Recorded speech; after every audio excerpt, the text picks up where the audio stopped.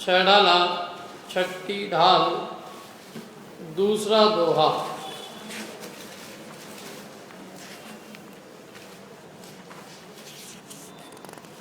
पांच समितियों का वर्णन चल रहा है और पांच समिति के अंदर अपन ने पहली समिति की चर्चा प्रारंभ हुई थी, नहीं हुई थी अपनी में? क्या चला था अपना वर्णन आखिरी में? अंतरंग और बहिरंग परिग्रह का ही वर्णन चल रहा है अभी। परिग्रह, त्याग, महाव्रत।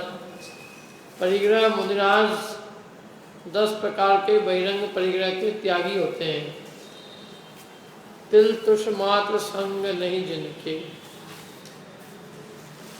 क्यों होते हैं त्यागी वे उसके? क्योंकि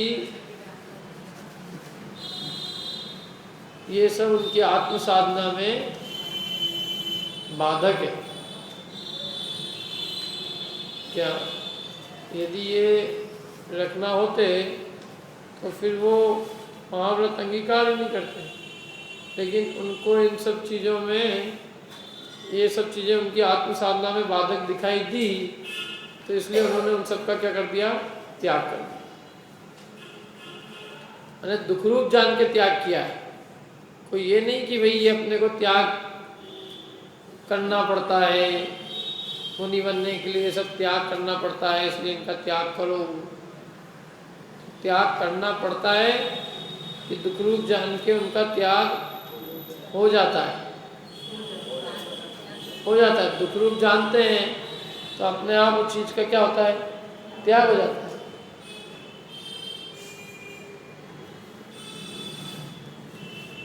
जिसको जो चीज़ पसंद नहीं आती है उसके त्याग करने में उसको दुख होता है। कांटा अपने को चुभ रहा हो तो उसको निकालने में दुख होता है, उसके त्याग करने में। क्यों? पाँव में कांटा चुभ रहा हो तो वो दुख मनाएंगे, अरे इस कांटे को निकालना पड़ेगा, ये तो कांटा है। तो जिसको कांटा समझ के त्याग करा जाता है, दुख रूप जान के त्याग किया जाता है, उसके त्यागने में किसी प्रकार का कोई कष्ट का अनुभव नहीं होता।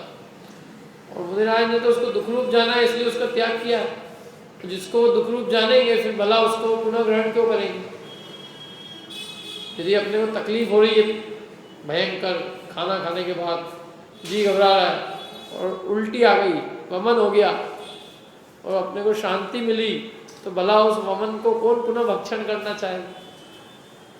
तो जो मुनिराज ने एक बार त्याग दिया, उस त्यागी हुई वस्तु का वो पुनः क्यों ग्रहण करना चाहेंगे? उसको तो दुख रूप जान के छोड़ा है ना। इसलिए मुनिराज के पास किसी प्रकार का कोई परिग्रह नहीं होता। अब लोग इसमें अनेक प्रश्न करते, ये हो सकता है, वो नहीं हो सकता है। भाई जब कह दिया कि पीछे कमंडल के अलावा कुछ नहीं हो सकता है, तो फिर अलग अलग चीज़ की पूछने की क्या जरूरत है? जो हाथ कितने होते हैं आदमी के? 2, तो 2 हाथ में क्या आएगा? पीछे और कमंडल आएगा ना, कि कोई असिस्टेंट भी रहेगा वहाँ पर? असिस्टेंट कौन रहेगा? असिस्टेंट होगा तो उसका परिग्रह होगा कि नहीं होगा?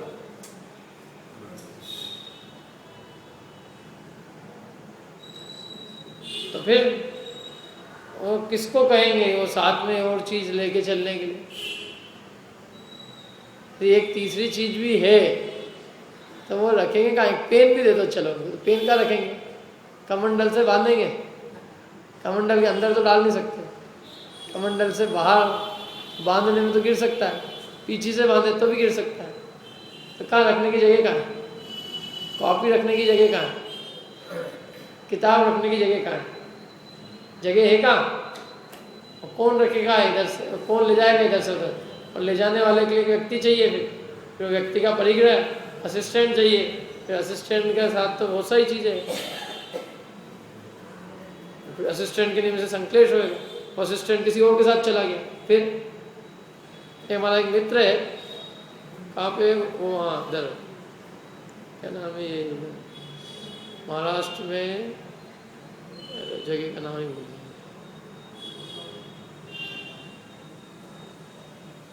ये इधर है, ये अकोला के पास में जगह को।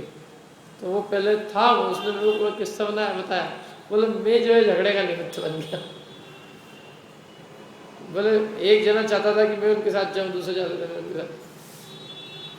और कमरा के अंदर दोनों झगड़े जबरदस्त। तो बोले मैं उस दिन से अलग हो गया। क्या नाम है उसका, नाम ही भूल गया कौन सी जगह वो, जो भी है क्या वो उसने फिर बाद में तो खैर वो बहुत वो पूरा उसने अध्ययन किया बाकायदा। बोले कि यदि मैं उस दिन नहीं होता वहाँ और मेरे निमित्त से नहीं होता ये सब चक्कर, तो मैं यहाँ से निकला ही नहीं होता। बोले मेरे को ऐसा लगा कि मेरे निमित्त से ऐसा संकटेश हो रहा है, तो मैं इसी जगह कैसे रहूँ। छोटा बालक था तो मुझे ज़्यादा बड़ा नहीं, अच्छी सेवा वृत्ति में तत्पर था। तो वो सेवा वृत्ति में तत्पर व्यक्ति की तो सब जगह डिमांड हो गई। तो वो डिमांड के चक्कर में वो चाहे दो जने चाहे तो वो किसके साथ जाए वो तो नौकर का ही हो गया ना काम बिल्कुल। और वो परिग्रह तो वैसा का वैसे ही हो गया। व्यक्ति वो जो है, कोई भी व्यक्ति है, व्यक्ति परिग्रह है कि नहीं है? सेवक परिग्रह होते कि नहीं होते? आज्ञाकारी दास दासी सेवक सेविकाएं सब परिग्रह ही है। शिष्य वर्ग भी परिग्रह है, चेला चेली ये सब उसमें लिखा है भाव में कि हे जीव तू अपने आत्मा में संतुष्ट हो। मूढ़ जीव चेला चेली में संतुष्ट होता है, पुस्तक में संतुष्ट होता है, अपने भक्त वर्ग में संतुष्ट होता है। तू काय में संतुष्ट? अपने निज चैतन्य में विहार कर, इसमें ही रति कर, इसमें ही संतुष्ट हो, इसमें ही तृप्त हो, इसमें ही नित्य विहार कर। इतना विहार कर तू अन्य परद्रव्य में, तो वो किसका बल? इसलिए वो बिल्कुल प्रैक्टिकल नेचुरल चीज है। नेचुरल चीज माने दो हाथ में क्या आएगा? पीछे कमंडल, मतलब खत्म बात। तीसरी चीज यही जगह ही नहीं। शास्त्र जहाँ जाएंगे वहीं रखेंगे, वहीं शास्त्र यहाँ गए यहाँ रहेगा शास्त्र। तो शास्त्र को ले कौन जाएगा? शास्त्र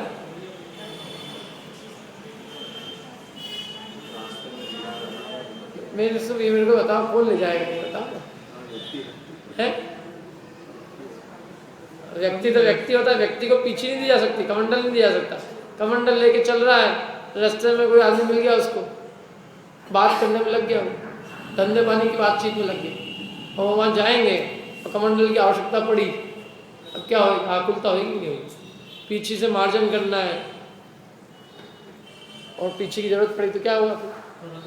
पराधीन हो जाएगी ना। इसलिए पराधीनता है नहीं हमको किसी की।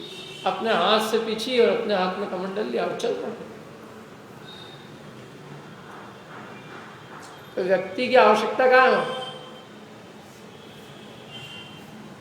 और व्यक्ति को तो फिर कहाँ व्यक्ति, उस व्यक्ति की पूरी व्यवस्था करनी पड़ती है। एक व्यक्ति को साथ में रखना, मतलब उसके भोजन की, उसके पानी की, और यदि उसकी और भी कुछ हो तो वो भी व्यवस्था है सारी, उसके वस्त्र आभूषण सारी चीज़ों की, वस्त्र की। वो बीमार पड़ जाए तो उसकी, तो वो तो पूरा ही परिवार रात तो पूरी बस गया ना। तो एक भी अटेंडेंट यदि चाहिए तो अटेंडेंट की जरूरत ही नहीं। इसलिए निसंग है, निशंक है वायु के समान। वायु को कोई संग नहीं होता। आकाश ही हमारी क्या है? चादर है। पृथ्वी हमारी सैया है। इसलिए वो कोई चीज़ नहीं होती, एक चीज़ भी साथ नहीं रख सकते।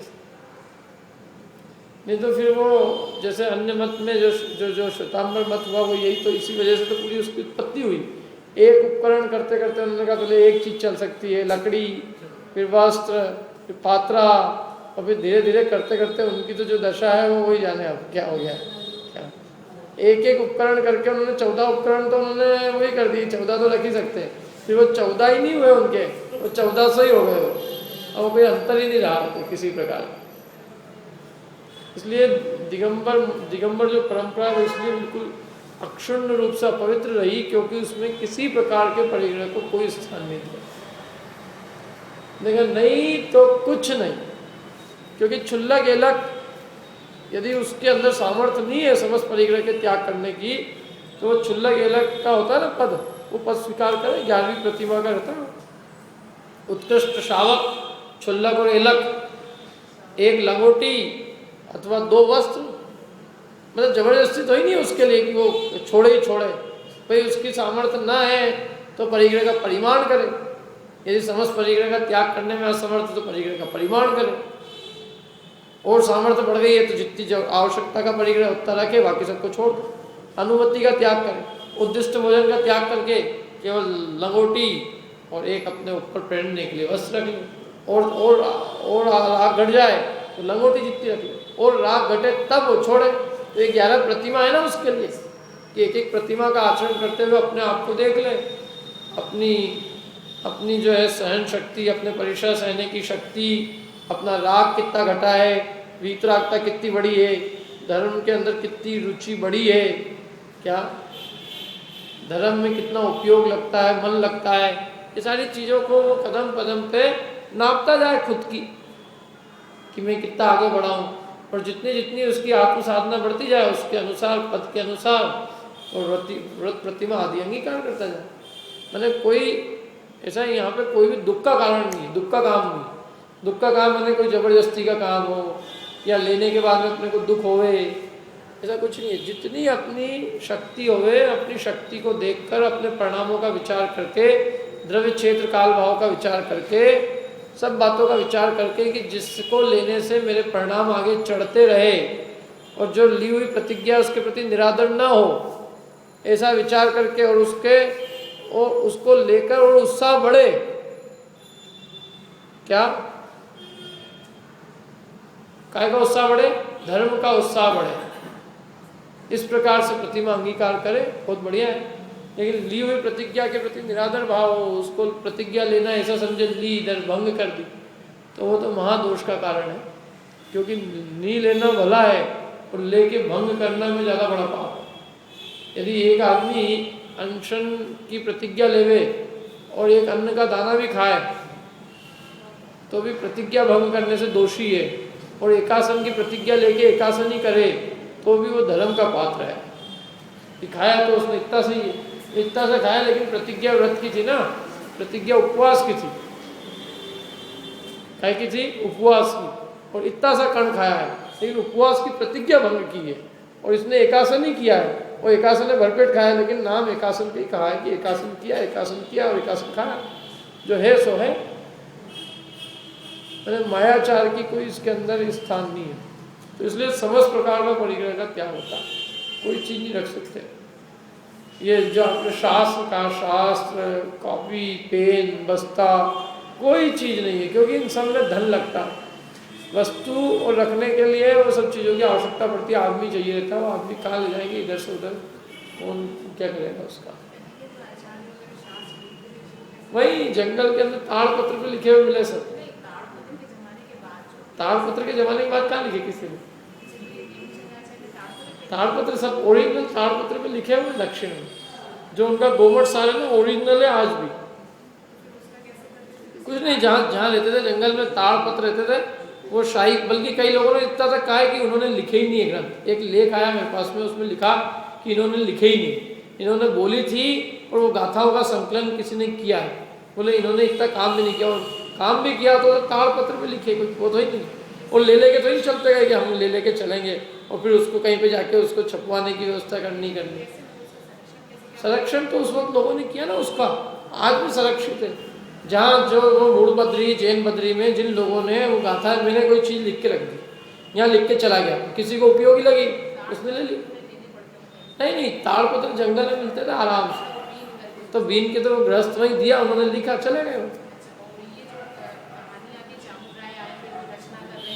रचना नहीं कर रहे थे, पढ़ रहे थे, रचना नहीं कर रहे थे। वो चामुंड राय तो उस समय पढ़ रहे थे, वो पढ़ रहे थे, पढ़ते पढ़ते उन्होंने बंद किया, तो उन्होंने कहा कि हमको भी समझा, तो उन्होंने उनके आग्रह पे ग्रंथ की रचना की। तो वो ग्रंथ तो उन्होंने दे दिया कि भाई इस पर लिख दो महाराज जी, आप जो पढ़ रहे हो, वो तो उन्होंने दिया ना। वही तो मैं कह रहा हूँ, जहाँ जाते हैं ना, जैसे मैं यहाँ आया तो मेरे को किसी ने शावक ने भेंट किया, तो मैं यहाँ पढ़ रहा हूँ आराम से, मेरे को यहाँ से जाना है तो यहीं कहीं रख के चले जाऊँगा। कुंदाचार्य देव की कहानी मिलती है ना, कि वो चले गए मुनिराज, और वो कोटर में वो शास्त्र पढ़ा रहा, वो लेके तो ही गए वो शास्त्र, क्योंकि लेके जाएंगे क्या, ये बताओ आप, ये चीज़ है तो ये यहाँ बगल में दबाने से रहे। अच्छा, उनके जाने का कोई तिथि निश्चित नहीं, कब विहार कर जाएंगे कोई निश्चित नहीं, किसी को पता नहीं। अकेले मुनिराज है, जंगल में है, अथवा संघ में भी है, तो भी एक एक के हाथ में एक एक विची का मंडल, क्या वो व्यवस्था कहाँ जमेगी? और फिर उसके निमित्त से जो चीज़ें हैं, यदि वो चीज़ें रखेंगे तो उन चीज़ों को इधर से उधर ले जाने के लिए गृहस्थों के संसर्ग में आना पड़ेगा। नहीं नहीं, कुछ नहीं, मैं तो मैं कह रहा हूँ जंगल में आए, वो ताड़पत्र में लिखना ही इस बात का सूचक है कि वो लिखे गए जंगल में। तो संरक्षित तो जिनने किया था किया, कई ऐसे भी ग्रंथ हो गए जो आज अपने को नहीं मिले, जो संरक्षित हो गए ऐसे हो गए। जो अपने भाग्य से जो अपने को मिले हैं वो उतने ही थोड़ी थे कि ग्रंथ उतने ही थे, ग्रंथ तो और भी लिखे गए होंगे। नहीं नहीं, छेद नहीं, ताड़पत्र पे शाही से लिखे गए थे, उसके बाद की कॉपी हुई, उसके बाद में अनेकों कॉपियां बनी उनकी, और कॉपियों से हुए, और वो शाही भी जंगल के अंदर पत्ता आता था उससे शाही बनी, पूरा एक लेके इसके ऊपर कि इतना कोई काम नहीं करना पड़ा उनको। ये जो होती है लकड़ी ली, ये लिखा गई, और जहाँ थे वहीं के वहीं छोड़ के चले गए। और कितने कम लिखा, कोई लिखा भी कहाँ जाता। मूल कुंदकुंदाचार्य देव की तो गाथा है जरा जरा सी, उनकी तो बहुत ज्यादा है भी नहीं। क्या टीका है अमृत चंद्राचार्य देव वगैरह की, तो वो भी ताड़पत्र पे लिखी हुई मिलती है। कोई छपने का तो प्रिंटिंग प्रेस तो आ जाएगी, इसके पहले तो कुछ था ही, प्रिंटिंग प्रेस ही नहीं थी। चतुर्थ काल में तो लिखा ही नहीं जाता था, क्योंकि लोगों की बुद्धि इतनी तीक्ष्ण रहती थी कि सब याद रहता था। लिखने का काम तो पंचम काल से चालू हुआ, तो आवश्यकता ही नहीं थी, वहाँ बुद्धि इतनी तीक्ष्ण थी। सबसे पहला षटखंडागम ग्रंथ से लिखने की परंपरा चालू हुई, उसके पहले लिखने का कोई काम नहीं था। जब उन्होंने देखा कि बुद्धि कम हो गई है लोगों की, तब तो उन्होंने उसको लिखने का काम चालू किया। एक बार बोला याद रह जाता था, क्योंकि ये निरावलंबी मार्ग है, माने इतनी आत्म साधना होती है उनकी कि उन्हें किसी चीज के अवलंबन की आवश्यकता नहीं पड़ती। निरावलंबी है, जैसे आत्मा निरावलंबी है, जैसे उनकी आत्म साधना भी पूरी निरावलंबी है। अवलंबन आकुलता के कारण, जितना अवलंबन है परावलंबन उतनी उतनी आकुलता है। स्वावलंबन सुख का कारण है और परावलंबन दुख का कारण। स्वाधीनता और स्वतंत्रता तो सुख का कारण है, और पराधीनता और परतंत्रता दुख का कारण है। और ये सब पराधीन और परतंत्र है, क्योंकि व्यक्ति जो है, व्यक्ति तो व्यक्ति है ना, वो व्यक्ति कौन कब लेके आएगा नहीं लेके आएगा, क्या करेगा, बीच में कहाँ बात करने रुक जाएगा, व्यक्ति तो व्यक्ति है। आजकल बीच में नष्ट हो जाए, कुछ भी उसका हो जाए तो उसमें चित्त आकुलित हो। और फिर इतनी वो तो उनको चलते फिरते स्वयं चलते फिरते सिद्ध है, वो जो बोलते हैं वो श्वास हो जाता है। क्या मतलब, तो इतनी उत्कृष्ट साधना पे हैं कि उसकी अपन उनको ये सब चीज़ों की आवश्यकता पड़े, ये संभव ही नहीं है। तो साक्षात चलते फिरते सिद्ध है। और इसलिए अपने 11 प्रतिमाएं, जब तक अपने को अवलंबन की जरूरत पड़ रही है, तो पहली, दूसरी, तीसरी, चौथी, पांचवी, छठी, सातवीं, आठवीं, नौवीं, 10वीं, 11वीं प्रतिमा तक है। अपने पूजा की पंक्तियां थी, कीजिए शक्ति प्रमाण, शक्ति बिना श्रद्धा न है, ध्यानत श्रद्धावान अजर अमर पद हो। कीजिए शक्ति प्रमाण, जितनी अपनी शक्ति है उसको छुपाए बिना पूरा काम करे। और जिसकी शक्ति नहीं उसकी श्रद्धा धरे। श्रद्धा माने करने योग्य और करना चाहिए। ऐसे श्रद्धा में भी उसका उपादेयपना विद्यमान है तो दिक्कत नहीं है। दिक्कत क्यों नहीं है कि आज नहीं कल करेगा, उपादेय है यदि तो कि ये करने योग्य है। ध्यानत श्रद्धावान अजर अमर पद भोगवे, अजर अमर पद को प्राप्त करता है, क्योंकि मूल तो श्रद्धा है ना उसकी। यदि श्रद्धा में उसका उपादेय है, नहीं है शक्ति, कोई आदमी कोई काम नहीं कर पा रहा, लेकिन उसकी श्रद्धा में बैठा है कि नहीं मेरे को करना है, उपादेय अच्छा है, भला है, ग्रहण करने योग्य, करने लायक है, तो वो कर लेगा। और लेकिन श्रद्धा में नहीं हो उसके तो वो नहीं करेगा। तो इसलिए उन्होंने कहा श्रद्धा को मूल कहा। वैसे भी यूँ भी दर्शन जो है पूरे धर्म का मूल कहा, दर्शन मूलो धर्मो। दर्शन माने श्रद्धा जो है वो धर्म का मूल है।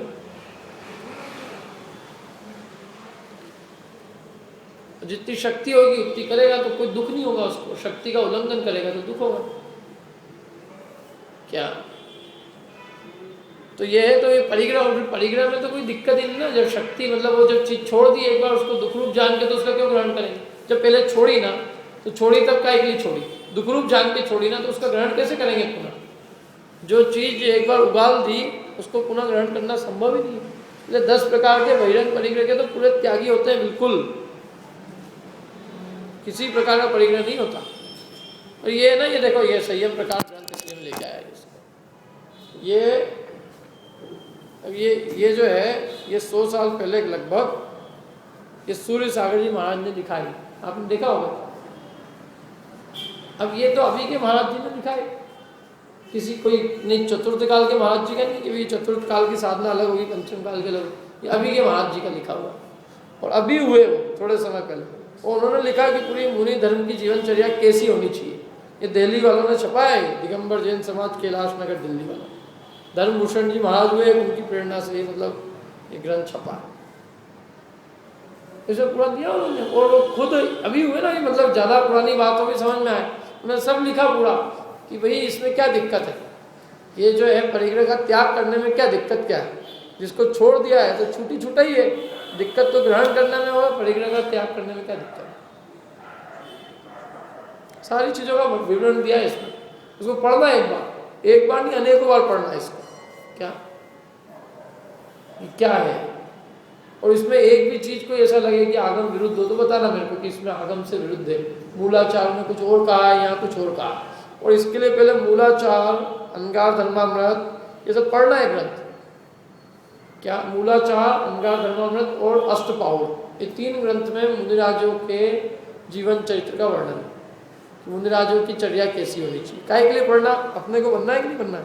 तीनों ग्रंथ पढ़ना अच्छा, एक बार नहीं कहता हूँ, 2, 3, 4, 5, 6 जितनी बार पढ़ सको उतनी बार पढ़ना। मूलाचार है, ज्ञानमती माता जी ने अनुवाद किया, बहुत बढ़िया उसका, भारतीय ज्ञानपीठ से छपा है 2 भागों में।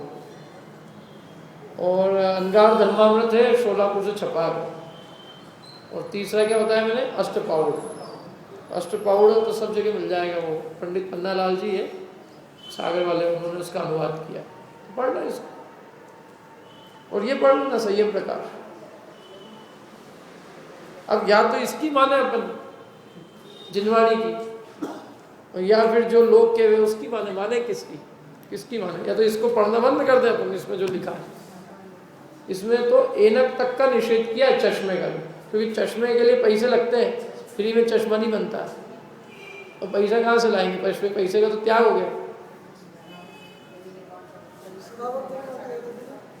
ऐसे तो सब कुछ बनवा के कपड़े भी दे सकते हैं ना, शावक तो अपनी कन्याएं भी दे सकते हैं, देने को तो सभी दे सकते हैं, मकान भी दे सकते हैं।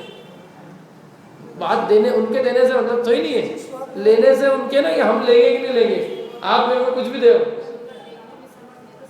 समाधि नहीं तो या तो दीक्षा छेद होगी या समाधि होगी, या प्रतिमा जो है छुल्लक अलग बन सकते हैं, छुल्लक अलग या 10वीं प्रतिमा।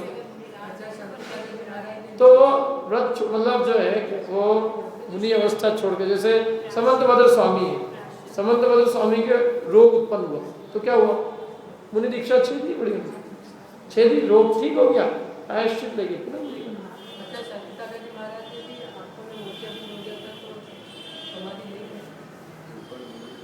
क्योंकि इसमें कोई यदि इतनी सी भी छूट देंगे तो वो तो पूरा कोई हो जाएगा।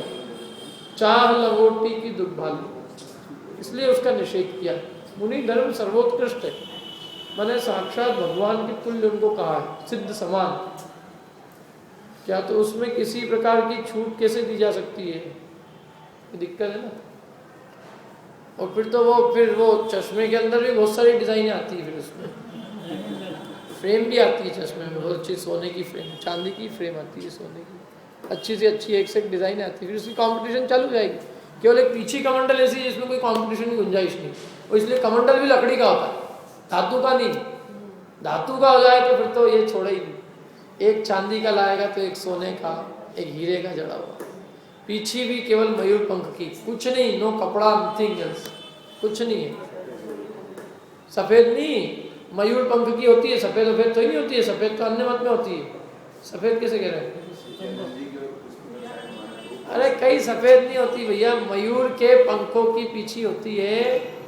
मयूर का पंख जो है वो मयूर छोड़ देता है, उसके शरीर को कोई पीड़ा नहीं पहुंचती, उन पंखों का ग्रहण इकट्ठे करके और उसकी पीछी बनती है, उसमें कोई जीव हिंसा का प्रसंग नहीं है। कमंडल लकड़ी से बनता है, सूखी लकड़ी से, और उससे भी कोई जीव हिंसा नहीं होती, और वो केवल सोच और संयम के लिए होता है, उसमें कोई दिक्कत नहीं है। और वो कोई ले भी नहीं जाता, उसकी किसी को इच्छा भी नहीं होती, किसी को दे तो वो मांगे नहीं लेगा, क्योंकि उसकी कोई कीमत नहीं है ना। पीछे क्या कीमत, पीछे कोई चुरा के ले जाएगा, कमंडल चुरा के ले जाएगा और सब चुरा के ले जा सकता है। ये आसन है ना, आसन चुरा के ले जाते लोग।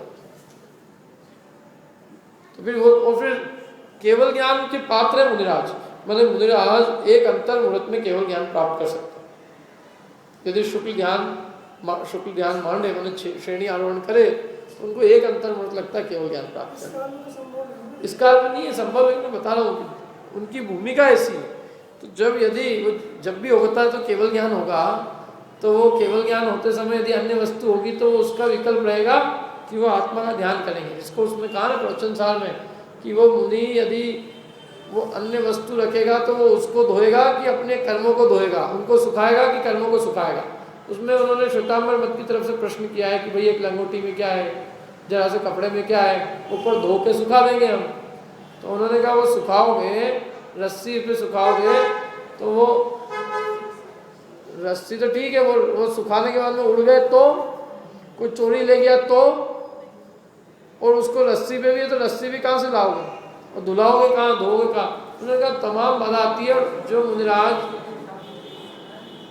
अपने आत्म साधना में निकले हैं तो वो उसका विकल्प करेंगे कि अपनी आत्मा का ध्यान करेंगे। क्या करेंगे, क्या मतलब वो तो एकदम निरावलंबी दशा है, बाहर में एक परमाणु मात्र जितना विकल्प भी नहीं। वो वस्तु है, वो ले भी जाए कोई तो कोई चिंता नहीं। क्या बिल्कुल निरावलंबी होके एकदम आत्म ध्यान करते हैं, और ऐसी अवस्था में उन्हें केवल ज्ञान की प्राप्ति होती है, छपक श्रेणी मान। तो ये सब विकल्प के कारण है, इसलिए उन्होंने इनका निषेध किया, और कोई बात नहीं। मतलब ये तो बहुत अपने न्याय ग्रंथों में इसकी तो बहुत विस्तार से चर्चा है, ये जो मैं चर्चा कर रहा हूँ अपनी तरफ से नहीं, ये सब प्रवचनसार ग्रंथों में उन्होंने श्वेतांबर मत की तरफ से गाथा है, 12 गाथा है, 12। और वो गाथा कहाँ से है कि उन्होंने स्त्री मुक्ति कही कि स्त्री मुक्ति संभव है, तो उसका तर्क दिया कि भाई उससे समस्त परिग्रह का त्याग नहीं हो सकता। तो उन्होंने कहा परिग्रह के त्याग की जरूरत क्या है, तो फिर उस पर ही बात, परिग्रह के त्याग का समर्थन इसलिए है क्योंकि उसके बिना वो पूरी तरह से निरावलंबी नहीं हो सकता। तो उन्होंने कहा वस्तु से क्या दिक्कत है, एक चीज़ की बात करी तो उन्होंने उसका जवाब दिया कि भाई वो उसको धोएगा कि अपने आत्मा के कर्मों को धोएगा, क्या करेंगे।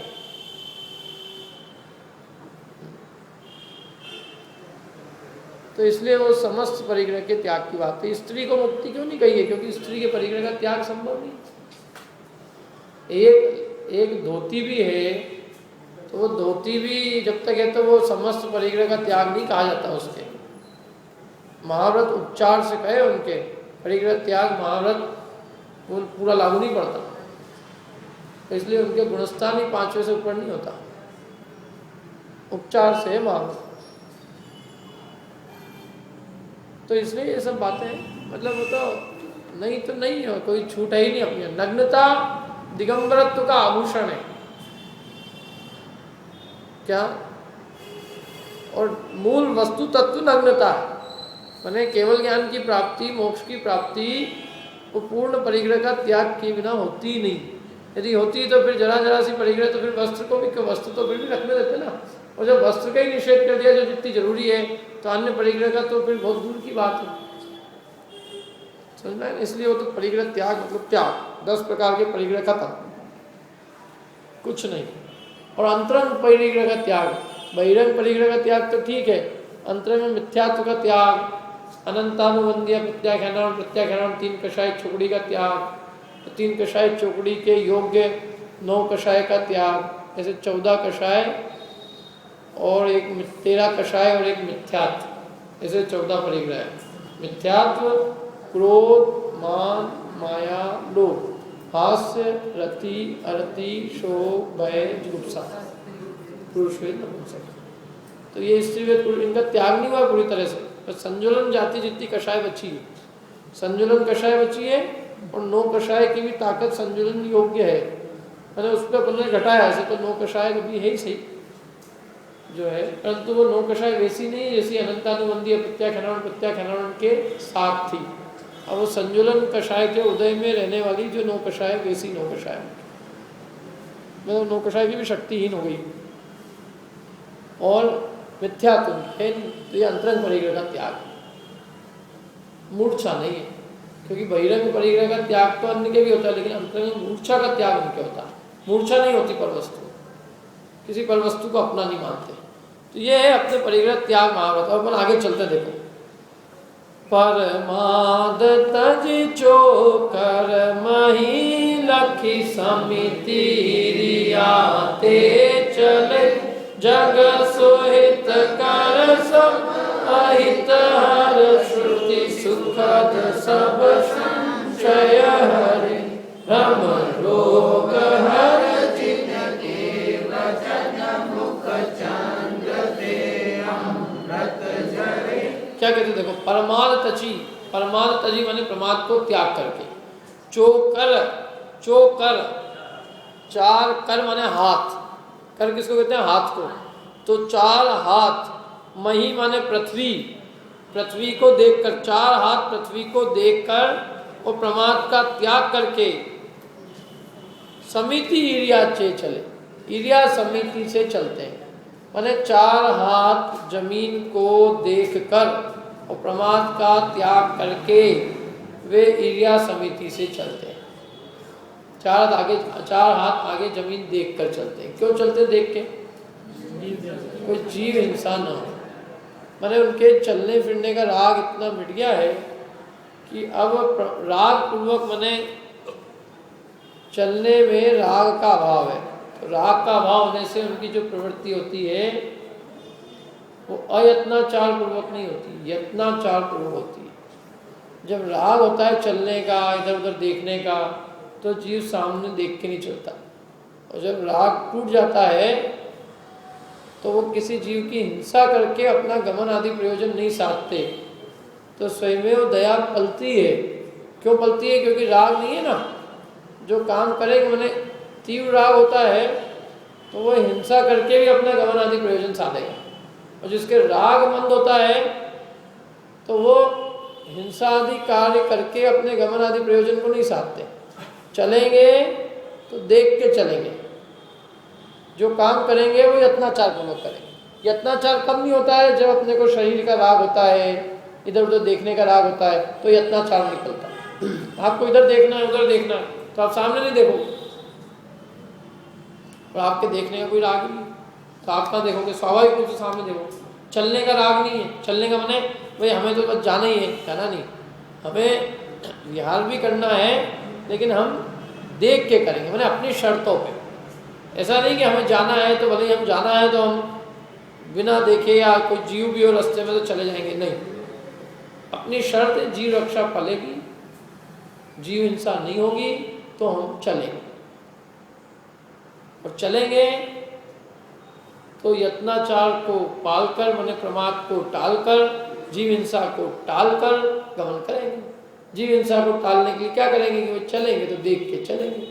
ऐसे भी सामान्य वृत्ति में विचार करो, जिसको अंतरंग में इतनी अंतरंग में मतलब 3 कषाय चुकड़ी का भाव और अंतरंग में अत्यंत करुणा भाव हो, तो वो किसी प्राणी मात्र की हिंसा का भाव नहीं आता। प्राणी मात्र के प्रति करुणा होती है, जीव मात्र की हिंसा ना हो। तो वो कोई भी काम करते हैं तो देखभाल के करते हैं। अपने को भी यदि जीव रक्षा का भाव होता है तो अपन काम विचार के करते हैं। देख के चलेंगे, देख के खाएंगे, रखेंगे, कोई चीज़ देख के रखेंगे, उठाएंगे देख के रखेंगे, हर काम देख के करेंगे। और जब अपने को कोई दया का भाव नहीं होता है तो जो आ जाए वो खा लो, जहाँ जैसे चलना है चलो, जहाँ जैसे रखना है रख दो, कोई विचार नहीं होता उसका। क्या राग जो है उस सब विचारों को नष्ट कर देता। खाने का राग तीव्र हो तो क्या करोगे आप? जो मिल जाए वो खा लो। भक्ष है कि अभक्ष है, क्या अपमान हो रहा है कि सम्मान हो रहा है, कोई विचार नहीं होता। खाने के रागी को इन सब बातों का विचार नहीं रहता। उसको तो खड़े खड़े खिला दो, लाइन में लगा के खिला दो, क्या कपड़े फाड़ के खिला दो, जुमा झटकी करके खिला दो, 2-2 घंटे भाषण पिलवा के खिला दो, वो तो खा ले। क्यों? कि खाने का भूखा है।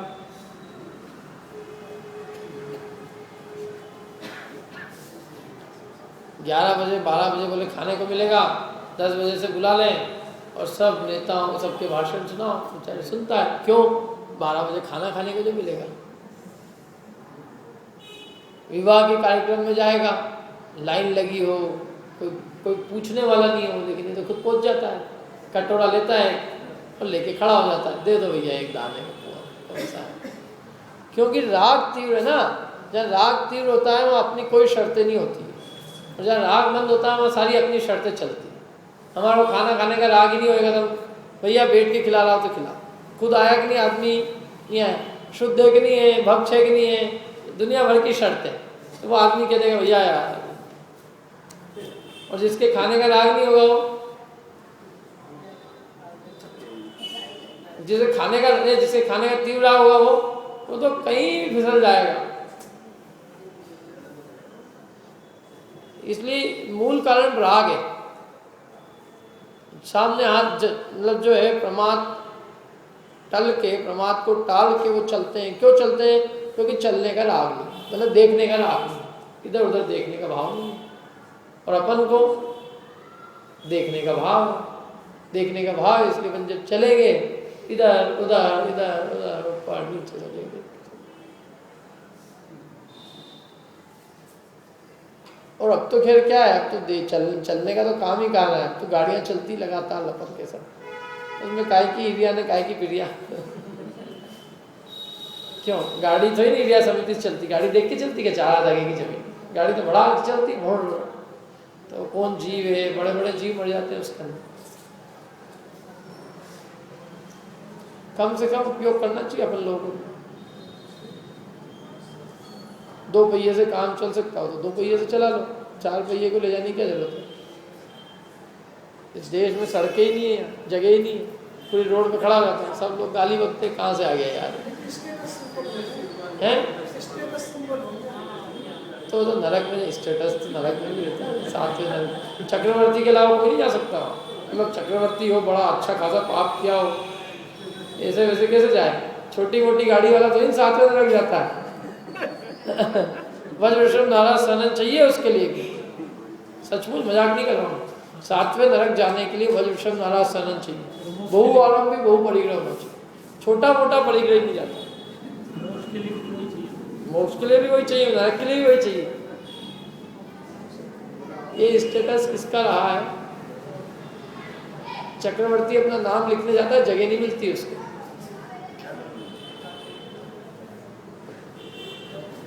दूसरे का नाम मिटा के अपना नाम लिखता है, तब उसको विचार आता है मैंने किसी का मिटा के लिखा है, आज मैंने किसी का मिटा के लिखा है, कल मेरा भी मिटा के लिखेगा। किसके नाम रहे? वो समझता है चक्रवर्ती में अकेले ही हुआ हो, तो जब जाता है तो समझ में आता है कि यहाँ ढेरों चक्रवर्ती हो गए, अनंत चक्रवर्ती हो गए इस धरा पे। कितने? अनंत। मैं कोई पहला चक्रवर्ती नहीं हूँ, अनंत हो गए और अनंत हो जाएंगे। ये धरा किसी की नहीं हुई, मेरी क्या होगी? ये भ्रम पाल रहा था अब तक, ये धरा हमारी हो गई।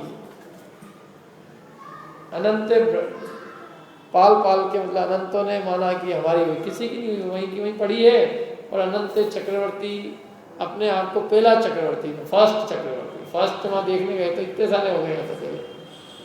तो ये कोई इसमें दम नहीं, अपने अपने को जितनी अहिंसा टले, जितनी जीव दया से काम हो सके वैसा करना चाहिए। लाख बात की बात है कि अपने को अपने जीवन में केवल खाने में ही नहीं, हर कार्य में अपने को जीव दया पूर्वक कार्य करना चाहिए। हमने क्या है सारी ताकत यहाँ तो लगा ली, बड़ी बड़ी गाड़ियाँ घूमती है, घोड़े घूमते हैं, क्या लोगों तो क्या क्या नहीं करते अपने घरों के अंदर, वो मच्छर मार दवा और कोई क्या लगा रहा है, कोई काय का छिड़काव करा रहा है, कोई कीटे गए। तो ये भैया हिंसा है तो कितनी हो रही है। तुम इधर खाने के अंदर तो भक्ष को भी त्यागने के अपनी पूरी ताकत लगाते हो, और इधर जो है बड़ी बड़ी हिंसा हो रही है। जरूरत क्या है इतनी बड़ी बड़ी गाड़ी घोड़ों की? यदि छोटे से ही काम हो जाता तो छोटे से ही कर लो। स्कूटर से काम हो जाता तो स्कूटर से चले जाओ। यदि बहुत जल्दी भी है तो स्कूटर है ना, गाड़ी 2 पहिया, उससे चले जाओ। और यदि टाइम भी है तो साइकिल से चले जाओ, पैदल चले जाओ। अरे साहब, किसी बच्चे को कह दो आप साइकिल से चले जाओ।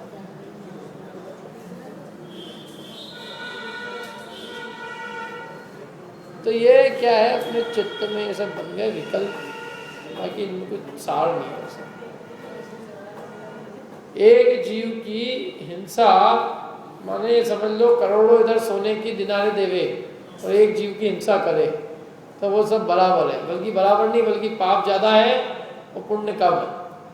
क्योंकि एक जीव का जीवन वो करोड़ों सोने की दिनारों से भी ज़्यादा कीमती है कि नहीं है? तो हमने एक जीव की हिंसा की, मैंने सोनों की दिनारों से भी ज़्यादा चीज़ बड़ी ले ली उसकी, और एक जीव की हिंसा नहीं की, मैंने हमने उसको बहुत बड़ी चीज़ दे दी, करोड़ों सोनों की दिनारों से भी ज़्यादा चीज़ दे दी। तो इसलिए हमने प्रेस्टीज वेस्टीज की चिंता नहीं करनी, कुछ नहीं। जेब में रखो पैसे और दुनिया में जो कहना है कहते रहो, आराम से देखते रहो क्या कह रहे हैं। अपनी जेब के पैसे से अपन पैसे रहेंगे कि किसी के कहने से पैसे वाले हो? क्या गाड़ी वालों को तो अपन पैसे दे, तेरे को चाहिए क्या उधार ले जा। ये तो ये अपने आगे घूमते फिरे बेचारे वो कि अपन उनके आगे अपन लोन देने जा रहे हैं कि अपन तो लोन देवे लोग। तो जीवन को इतना सादगी रूप तो बना नहीं होगा। हिंसा का विचार करना है तो ये तो करो, फिर जो भी करना है।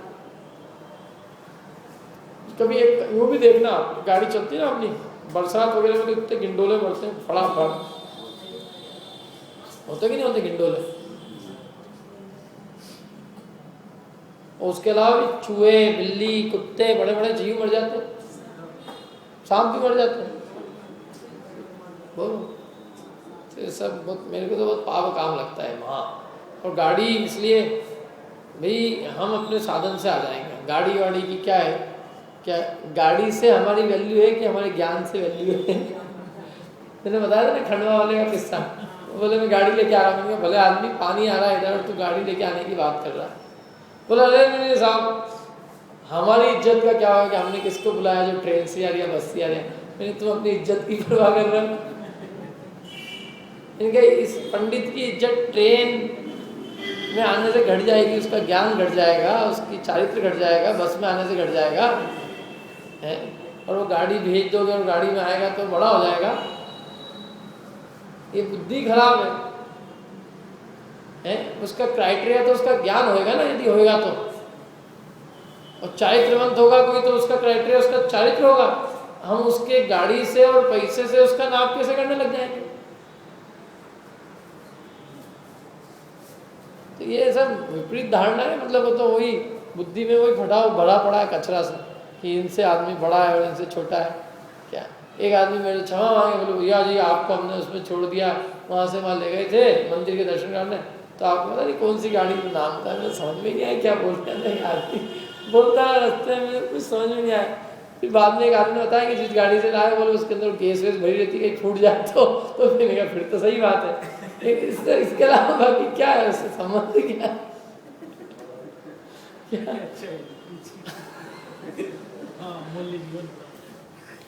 अमूल्य जीवन तो ही नहीं, किस आधार पर बोल रहा था जो भी, परंतु ये कोई अपने नाप के वो नहीं है, इससे कोई वो नहीं है।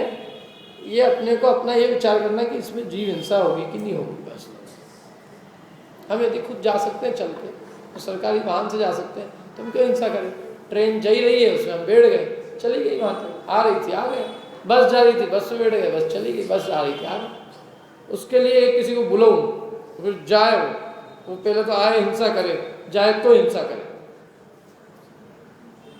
तो ये तो अपने को हर चीज़ में विचार करना चाहिए। मैंने इसलिए बात करी कि हमारा सारा ध्यान किस पर रहता है, केवल एक भोजन संबंधी हिंसा पे, जबकि जीवन के हर क्षेत्र में अपने को हिंसा से बचना चाहिए। अपन और कुछ नहीं कर सकते तो केवल इतना ही करें कि भाई कम से कम अनावश्यक हिंसा से बचें। यूँ अपने घर गृहस्थी में आरंभी उद्योगी विरोधी हिंसा कोई कम नहीं होती। अपने जीवन में यूँ गृहस्थी का जीवन तो यूँ पाप रूपी होता है, तो उसको अपने जीवन में जितनी हिंसा कम से कम हो, आरंभ कम से कम हो, किसी जीव की हिंसा अपने द्वारा न हो, कम से कम हो, ऐसा काम करना चाहिए हर चीज में। समझ में आया ना? अब ये तो अपने को विचार करना पड़ेगा इसमें। कई कपड़े होते हैं आजकल, बताते हैं लोगों को, उसमें साड़ी वाड़ियों में सिल्क विल्क भी आता है, तो सिल्क के कपड़े नहीं यूज़ करना, उसके क्या दिक्कत है। जूते हैं चमड़े के, यूज़ मत करो। परफ्यूम के साधन है, ये जितने कॉस्मेटिक जिनमें हिंसा होती है वो चीज़ें उपयोग मत करो। समझ में आया ना? हिंसा सब में है। तो इसलिए मुनिराज चलते हैं तो क्या करते हैं, 4 हाथ जमीन देख के चलते हैं। तो इसमें और भी नियम दिए कि वो भी तब चलते हैं जब वो मार्ग पहले प्राप्त हो जाता है, मतलब उस मार्ग पे पहले कोई चल चुका होता है, लोगों के द्वारा जिस पे आवागमन हो चुका हो, ऐसे मार्ग पर चलते हैं। और वो भी सूर्योदय होने के पश्चात, सूर्योदय होने के पश्चात जब उस मार्ग पे लोगों का आवागमन हो गया हो तब चलते हैं। क्या? हाँ, अंतर मुहूर्त बाद तो घड़ियाँ दी है, कितनी घड़ी बाद मेरे को याद नहीं है, उतने समय बाद, मैंने उतने एक मुहूर्त पूरा बीत गया, 48 मिनट बीत गए, उसके बाद उनका उस पर गमन चालू है। और वो भी उसकी शर्त है, लोग उसके ऊपर पहले से उस मार्ग पे आ जा चुके हैं, तो वो हिंसा के भागी नहीं होंगे। लोग आ जा चुके हैं, लोगों के द्वारा हिंसा हो चुकी है, मतलब मार्ग प्राप्त हो चुका है। सूर्य के प्रकाश का तो है, हाँ, सूर्य के प्रकाश हो, तो इसीलिए वो उतने देर सूर्योदय के पश्चात, तो सूर्योदय के पश्चात टाइम दिया है, वो मैं देख इसके बाद बताता हूँ। तो उतने टाइम बाद चलेंगे। और इधर सूर्यास्त होने के 1 मुहूर्त पहले या 2 मुहूर्त पहले जितना भी है, उसके पहले वो अपना गमन रोक देंगे। क्या? और चलेंगे तब बातें नहीं करेंगे, क्योंकि बातें करने में ईर्ष्या समिति के पालन में क्षति होती है। इसलिए चलेंगे तब मौन रह के आत्माराधना करते हुए, अपने अंतरंग में कोई पाठ पढ़ते हुए, जो भी काम करते हुए बिल्कुल बिना बोले चलेंगे, क्योंकि बोलना और चलना ये 2 काम एक साथ नहीं हो सकते। इसलिए चलेंगे देखते हुए, सामने देखते हुए चलते हैं। इसकी लिए गाथा मूलाचार के अंदर कि बिल्कुल मौन रखे, चलते समय बोले नहीं, बोलते समय चले नहीं। क्या कहाँ ये सब चीज़ें हैं उसके अंदर। तो ये सब काम करें, मतलब ये ईर्ष्या समिति है पूरी व्यवस्थित। इसके बाद में क्या है, अगली समिति भाषा समिति। जग सुहित कर, जगत का हित करने वाले, सब अहित हर, जगत के जीवों के अहित को दूर करने वाले, यानी किसी जीव का उससे सब जीवों का हित, अहित तो दूर हो और सब जीवों का क्या हो, हित हो। प्राणी मात्र के लिए हितकारी और अहित को दूर करने वाली। श्रुति सुखद सब संशय हरे, सुनने में हो सुखद, सुनने में ऐसे लगे जैसे कोई, अभी बताएंगे आगे, मानो अमृत घोल रही हो, कानों में जैसे किसी ने अमृत उंडेल दिया हो, जैसे सुनने में सुखद हो। श्रुति सुखद सब संशय हरे, किसी प्रकार का मन में कोई संशय हो तो उसको हरने वाली उनकी वाणी होती है। ब्रह्म रोग हर, और ब्रह्म रूपी रोग को क्या करती है, दूर करती है। जिनके वचन मुख चंद्र ते अमृत झरे, उनके वचन ऐसे गिरते हैं मानो मुख रूपी चंद्रमा से अमृत झर रहा हो। जग सुहित कर सब अहित हर, श्रुति सुखद सब संशय हरे, ब्रह्म रोग हर, जिनके वचन मुख चंद्र ते अमृत झरे। हित मित और प्रिय, हितकारी हो, अल्प शब्दों में हो और प्रिय हो, 3 चीजें होती है भाषा समिति में। क्या? हित मित और प्रिय। कम से कम शब्दों में प्राणी मात्र के लिए हितकारी और प्रिय लगे ऐसी भाषा बोलना, वो क्या है, भाषा समिति। कम शब्द, अधिक शब्द नहीं, अनावश्यक व्यर्थ नहीं बोलते ना। महापुरुषों की भाषा सार गर्भित होती है, बहुत ज़्यादा नहीं बोलना पड़ता, कम शब्दों में बोलते हैं और उसमें कोई भ्रम होने की संभावना नहीं होती है।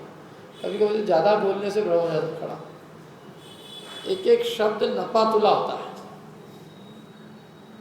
संशय से भरा हुआ नहीं होता, संशय को दूर करता है। कम शब्दों में उनकी चीज़ें होती है। जो जिनवाणी की भी जो रचना हुई पहले, जितने जितने आप पीछे जाओगे, कम शब्दों में अधिक सारभूत चीज़ें लिखी गई। तत्वार्थ सूत्र है, शब्द कम है सार ज्यादा है। क्या बल्कि संशय नहीं रहता उनके शब्दों में, इतने मतलब इतने सार गर्भित वचन होते हैं कि संशय की तो कोई संभावना ही नहीं रहती है उसके अंदर, इतनी शक्ति होती अद्भुत। सूत्र में गागर में सागर भर दिया, तत्वार्थ सूत्र में परवर्ती आचार्यों ने उसका दोहन करके बड़े बड़े वार्तिक बना दिए उन सूत्रों पे, तत्वार्थ वार्तिक, श्लोक वार्तिक, सर्वार्थ सिद्धि, कितनी टीका रची गई है। ये क्या हो, सूत्र है, एक सूत्र, सम्यक दर्शन ज्ञान चारित्राणी मोक्ष मार्ग, सूत्र एक है, तो एक सूत्र के ऊपर श्लोक वार्तिक की कोई पुस्तक लिखी हुई 600 पन्ने बड़े वाले।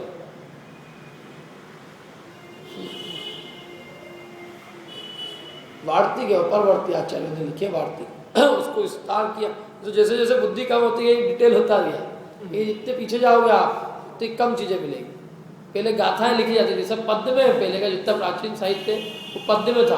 गद्य का आविष्कार तो बाद में हुआ, गद्य में रचना तो बहुत बाद की है प्राकृत में साहित्य के साथ। तो ऐसे उनके वचन होते हैं, जगत के जीवों का हित करने वाले, सबके हित को दूर करने वाले, सुखद ब्रह्म रूपी रोग को दूर करने वाले, और ऐसा लगता है जैसे कोई उनके मुख रूपी अमृत चंद्र से अमृत जल रहा है। ठीक है, ये भाषा समिति है। हित मित प्रिय। असत्य महाव्रत में तो, सत्य महाव्रत में तो ये था कि जो भी बोलेंगे वो सत्य ही बोलेंगे, असत्य नहीं बोलेंगे, झूठ नहीं बोलेंगे। और अब सत्य तो बोलेंगे ही, लेकिन सत्य के साथ में कैसी होगी वो, हितकारी होगी। सत्य भी ऐसा नहीं होगा जो सामने वाले के लिए हित हो, अहितकारी। प्राणी मात्र के लिए हितकारी हो, प्रिय हो और सुखद हो, और कम शब्दों में हो, हित मित प्रिय, ये भाषा से। ठीक है, बाकी अपन अगली जो 3 समिति है अपन बात करें।